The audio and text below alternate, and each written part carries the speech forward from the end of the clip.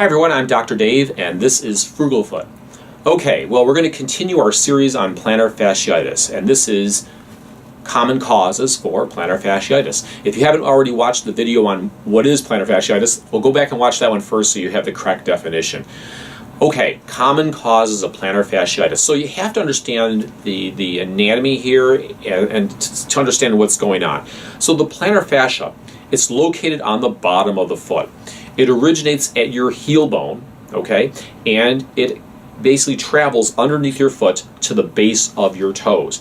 There are different strands to it, but for simplicity's sake, we're just going to say it's basically the width of your foot. Now, the plantar fascia, you need to understand, it is not a rubber band. It's a static object. So it's either loose or it's tight. When you're in bed, you're off your foot. There's no weight on it. Your arch is up. The fascia is loose. But then you put your foot down on the floor, and when you do that and you bear weight to absorb shock, your arch goes down. And when that happens, the distance from your heel bone to your toes is going to increase. Thus, the plantar fascia becomes tight. Now, the fascia is there for a reason. It gives structure to your arch, and it helps to keep your toes straight. Okay? Well, let's say that you've taken up running, or maybe you work on a hard concrete surface, or perhaps you've been putting on some weight. Well, in those circumstances, when you bear weight now, your arch goes down more. And when that happens, there's going to be more tension now on the plantar fascia as the distance from the heel to the toes increases. If this occurs slowly, oftentimes what will happen is the fascia will pull on the heel bone, and the heel bone will react and grow bone. We call this a bone spur. Now, it's important to differentiate between heel spur syndrome and plantar fasciitis.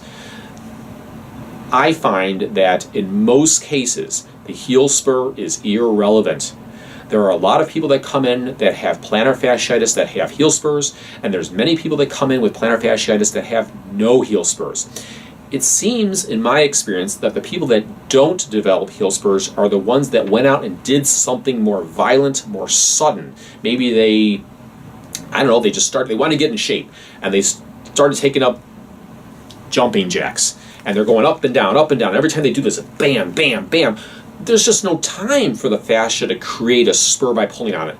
The fascia just ripped, okay? Whereas maybe you went out and took up running, and you've been doing it your whole life. Well, over many, many years, the arch has been going down and the fascia has been pulling on the heel bone, and the heel spur grew.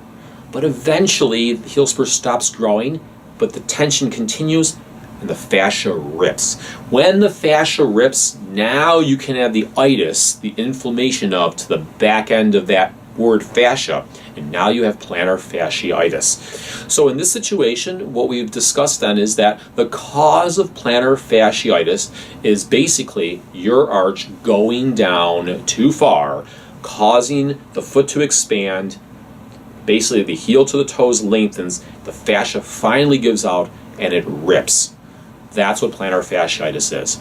In our next video, we're going to discuss some of the common conservative treatment options for plantar fasciitis. So, if you learned something in this video, please give it a thumbs up. Check out our website, frugalfoot.com, where I have a list of all of the videos so far discussing different foot problems, and or you can subscribe and get that list right here. Okay, I'm Dr. Dave, and I'll see you on the next video.